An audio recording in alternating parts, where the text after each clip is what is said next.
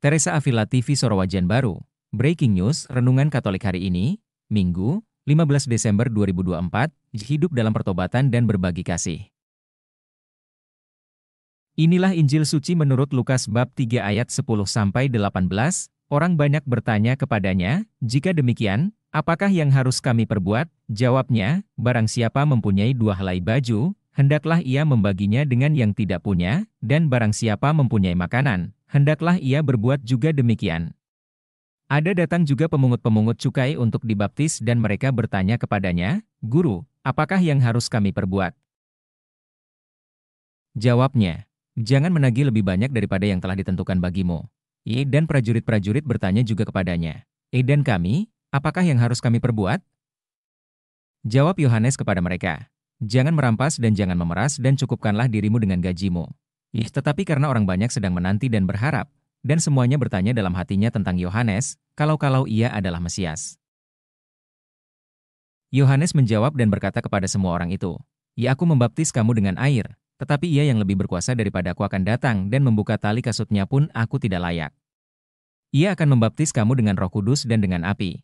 Alat penampi sudah di tangannya untuk membersihkan tempat pengirikannya dan untuk mengumpulkan gandumnya ke dalam lumbungnya. Tetapi debu jerami itu akan dibakarnya dalam api yang tidak terpadamkan. Dengan banyak nasihat lain Yohanes memberitakan Injil kepada orang banyak. Demikianlah sabda Tuhan. Dalam bacaan Injil hari ini, kita diajak untuk merenungkan sosok Yohanes Pembaptis yang menyerukan pertobatan.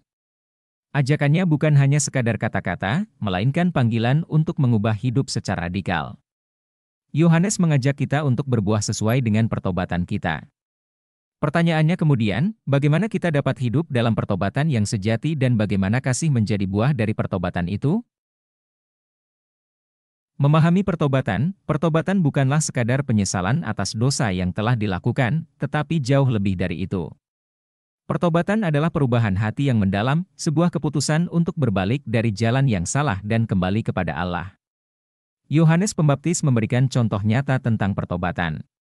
Ia hidup sederhana, meninggalkan segala sesuatu untuk mengikuti jalan Tuhan. Ia juga menyampaikan pesan yang tegas tentang pertobatan. Berbuah sesuai dengan pertobatan yang sejati akan menghasilkan buah yang nyata dalam hidup kita. Buah itu adalah kasih. Kasih yang kita terima dari Allah harus kita bagikan kepada sesama. Dalam Injil Lukas bab 3 ayat 11, Yohanes Pembaptis mengatakan, barang siapa mempunyai 2 baju, hendaklah ia memberikan 1 kepada yang tidak mempunyai, dan barang siapa mempunyai makanan, hendaklah ia berbuat demikian juga. Ajakan ini mengajak kita untuk berbagi dengan mereka yang membutuhkan.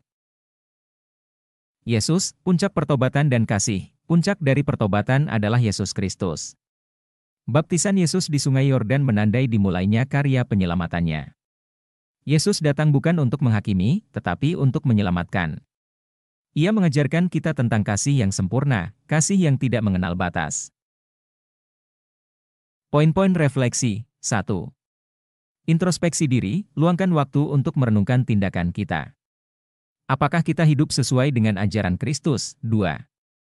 Berbagi dengan sesama, carilah kesempatan untuk berbagi dengan mereka yang membutuhkan, baik itu materi, waktu, maupun perhatian. 3. Membangun hubungan, jalinlah hubungan yang baik dengan sesama, terutama dengan mereka yang berbeda pendapat atau latar belakang. 4. Berdoa, mintalah kepada Roh Kudus agar membantu kita untuk semakin bertumbuh dalam kasih. Marilah kita berdoa, ya Tuhan, kami bersyukur atas ajaran-Mu yang berharga. Kami sadar bahwa kami seringkali lalai dan jauh dari Engkau. Bantulah kami untuk hidup dalam pertobatan yang sejati.